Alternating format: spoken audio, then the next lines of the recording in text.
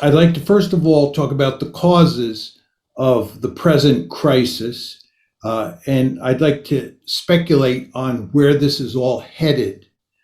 Now, with regard to the causes, it's very important to understand that who caused this situation is of tremendous importance because it involves assigning blame. You really have two choices here. You can argue that the West, and especially the United States, caused the crisis, or you can argue that the Russians caused the crisis. But that means that whoever you argue caused the crisis is responsible for this disaster. And it is important to understand that this is a disaster. Ukraine has lost Crimea. It's, in my opinion, going to lose the Donbass. And the only interesting question to me at this point is whether it's also going to lose more territory in the eastern part of its country. Furthermore, Ukraine's economy is wrecked. Its cities are in the process of being wrecked. The international economy is going to be badly affected by these events as they go on. This is going to have terrible consequences, I think, for the Democrats in the fall. Furthermore, it makes it difficult for the United States to pivot out of Europe and pivot to China, where there is a potential threat, which is China.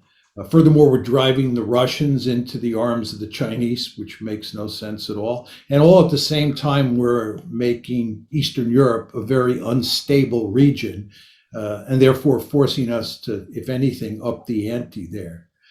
So this is a disastrous situation. So the question of who caused it and who bears the blame really matters.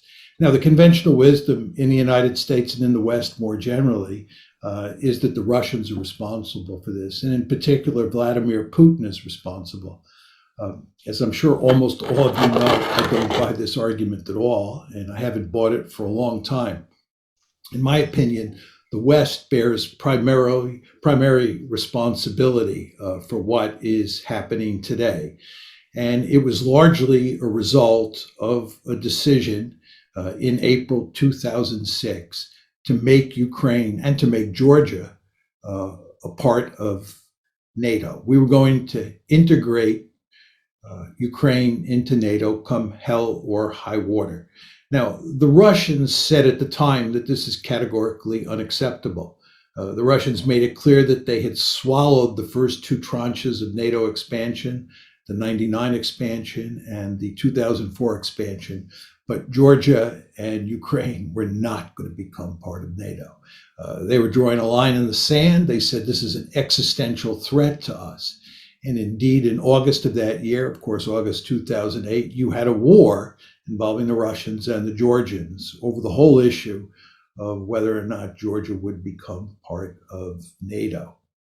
Now, it's important to understand that when we talk about Western policy and we focus on NATO and expansion of NATO into Ukraine, that actually Western policy had three prongs to it. The core prong was definitely integrating Ukraine into NATO, but the other two prongs were integrating Ukraine into the European Union and turning Ukraine into a pro-Western liberal democracy, in effect, putting in place the Orange Revolution. And these three prongs of the strategy were all designed to make Ukraine a pro-Western country, a country in the West's orbit sitting on Russia's border. And again, the Russians made it unequivocally clear at the time that this was not going to happen. Now, the first crisis broke out in February 2014. The way I like to think about this is that you had a major crisis in February 2014, broke out that date. Then you had a major crisis breaking out in December of last year, that's December 2021, and on February 24th of this year, the war started. Now, what about this crisis in February of 2014, February 22nd to be exact?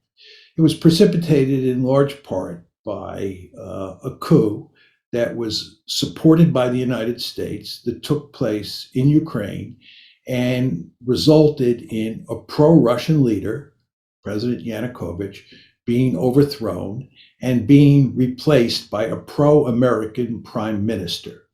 The Russians found this intolerable. At the same time, they were debating with the West and with the Ukrainians over EU expansion, and always in the background at that point in time was NATO expansion. This blew up, and it had two consequences. One is that the Russians, in effect, took Crimea away from Ukraine for themselves. They had no intention of ever letting Sevastopol become a NATO. The second thing that happened is that the Russians helped foster a civil war in eastern Ukraine. And of course, that civil war festered well after 2014. But the crisis really blew up in 2014. Then, starting about mid-year, and really heating up at the end of last year, I would say in December 2021, was a second major crisis. And the question is, what caused this crisis?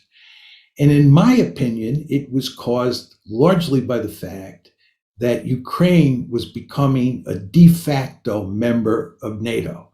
It's commonplace in the West, especially in Washington these days, to say that Russia had nothing to fear regarding Ukraine becoming part of NATO. And Russia had nothing to fear because NATO was doing nothing to move forward Ukraine's incorporation into NATO.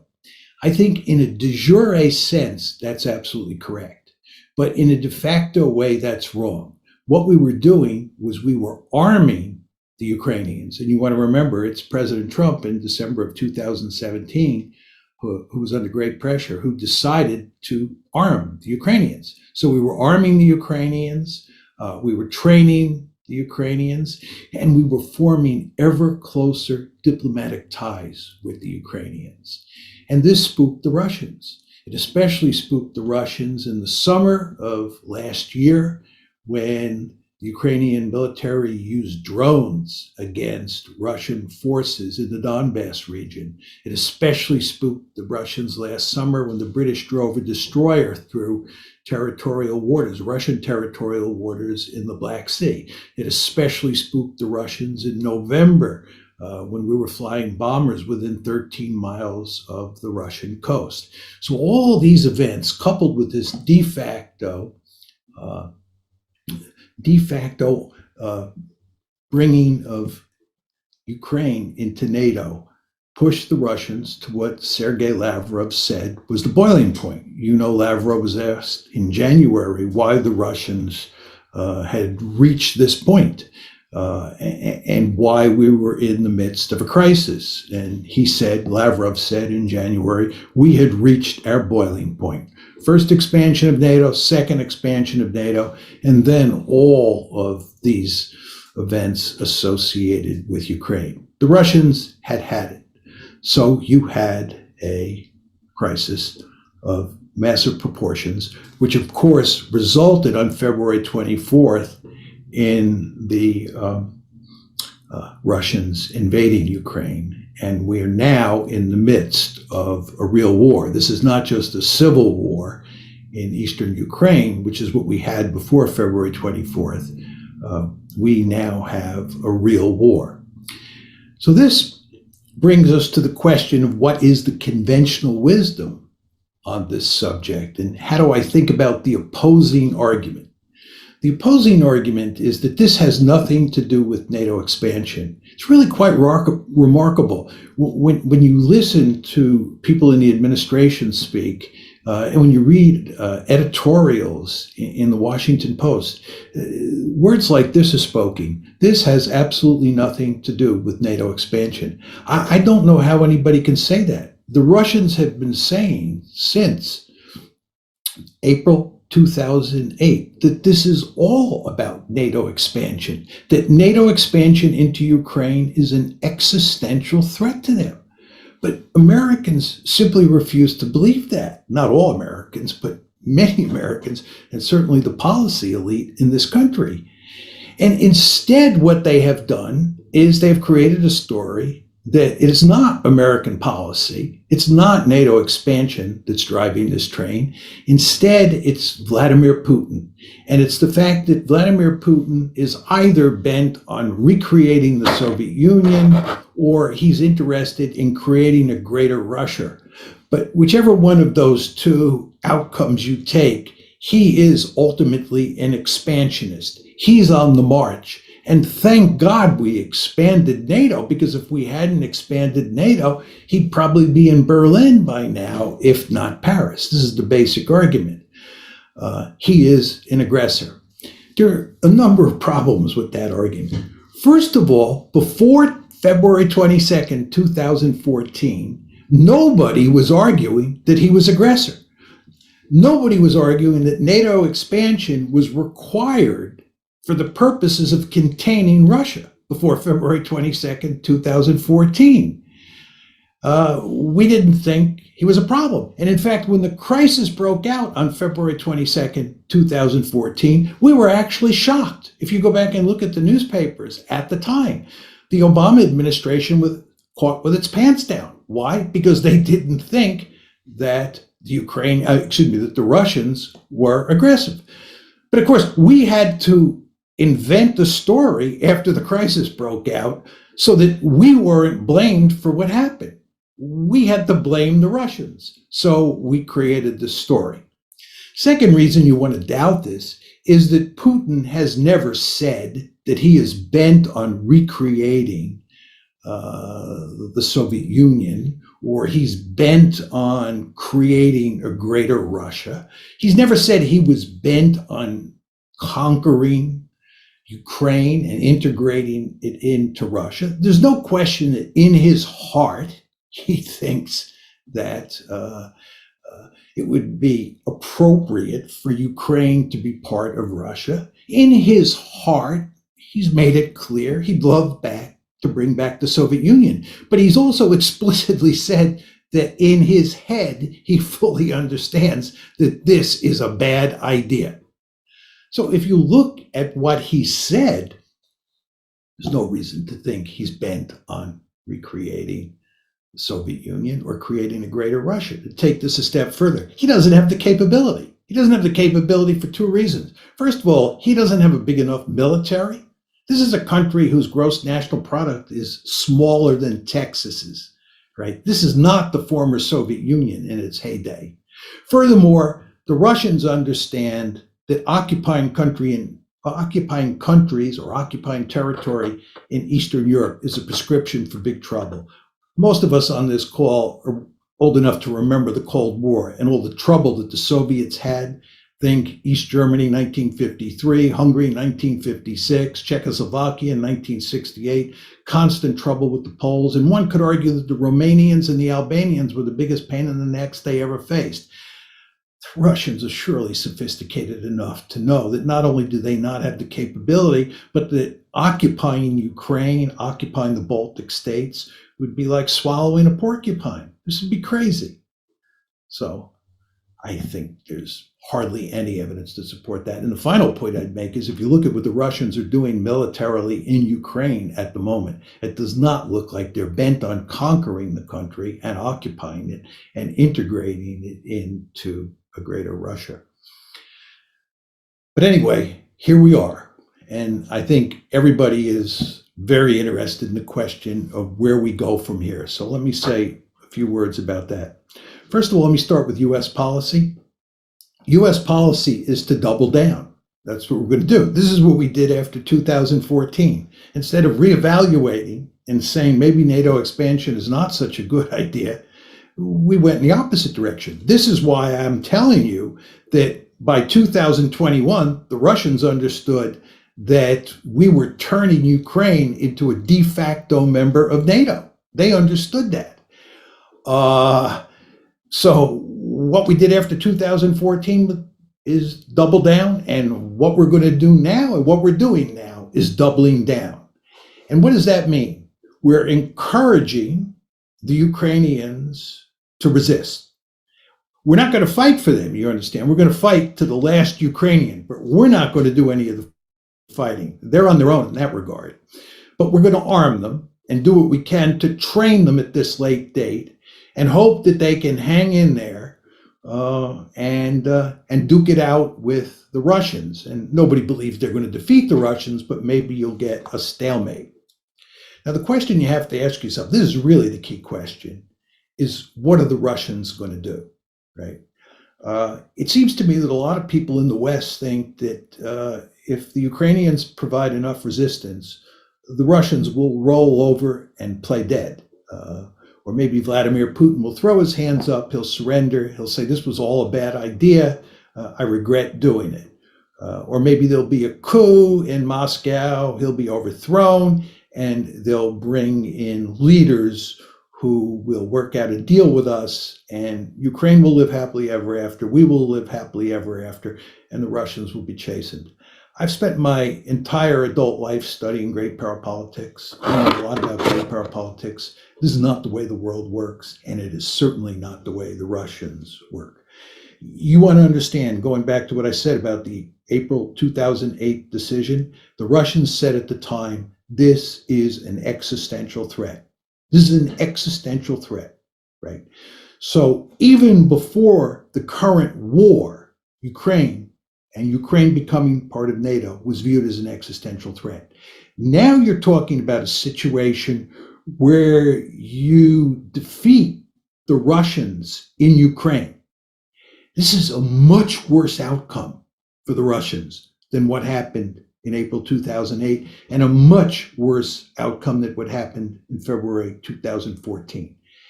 And the Russians are not going to roll over and play dead. In fact, what the Russians are going to do is they're going to crush the Ukrainians. They're going to bring out the big guns. They're going to turn places like Kiev and other cities in Ukraine into rubble. They're going to do Fallujahs. They're going to do Mosuls. They're going to do Grozny's. You know what happened in World War II when the United States was faced with the possibility of having to invade the Japanese home islands in early 1945. The idea of invading the Japanese home islands after what happened at Iwo Jima and then later what happened in Okinawa really spooked us. So you know what we did? We decided to burn Japanese cities to the ground starting on March 10th, 1945. We killed more people the first night we firebombed Tokyo than we killed at either Hiroshima or Nagasaki. And we were systematically burning Japanese cities to the ground. Why? Because we did not want to invade the Japanese main islands. When a great power feels threatened, the Russians are going to pull out all stops in Ukraine to make sure that they win. And then there's the nuclear dimension to this. The Russians have already put their nuclear weapons on high alert. This is a really significant development because what they were doing was sending us a very powerful signal as to how seriously they take this crisis and what's going on. So again, if we start winning and the Russians start losing, you want to understand that what we're talking about doing here is backing a nuclear-armed great power that sees what's happening as an existential threat into a corner. This is really dangerous. Go back to the Cuban Missile Crisis. I don't think that what happened in the Cuban Missile Crisis was as threatening to us as this situation is to the Russians.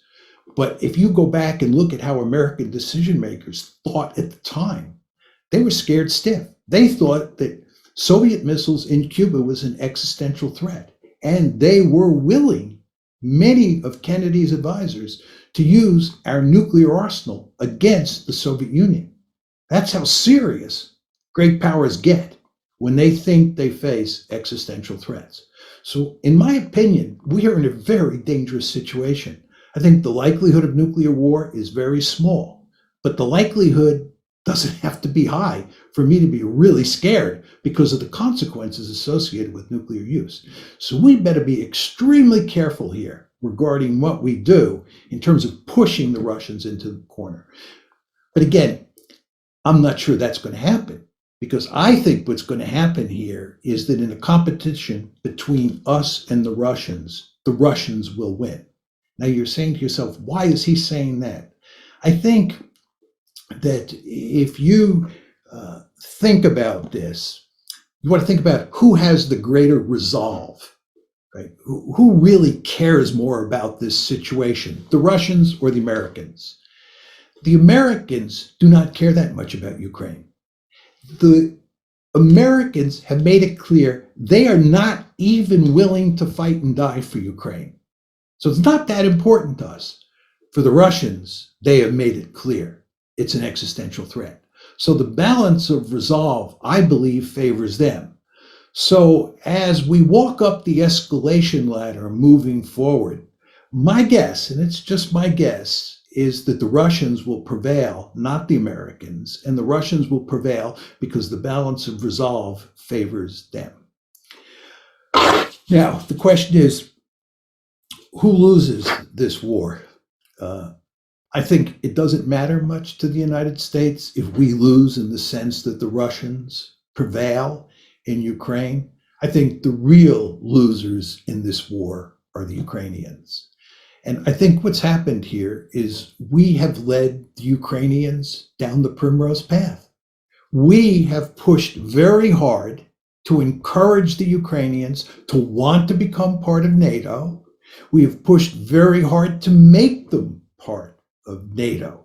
We have pushed very hard to make them a Western bulwark on Russia's borders, despite the fact the Russians made it clear that this was unacceptable to them. We, in effect, and here I'm talking about the West, we took a stick and we poked the bear in the eye. And as you all know, if you take a stick and you poke a bear in the eye, that bear is probably not going to smile and laugh at what you're doing. That bear is probably going to fight back. And that's exactly what's happening here. And that bear is going to tear apart Ukraine. That bear is in the process of tearing apart Ukraine. And again, we go back to where we started. Who bears responsibility for this? Do the Russians bear responsibility for this? I don't think so. There's no question the Russians are doing the dirty work. I don't want to make light of that fact. But the question is, what caused the Russians to do this? And in my opinion, the answer is very simple. The United States of America. Thank you.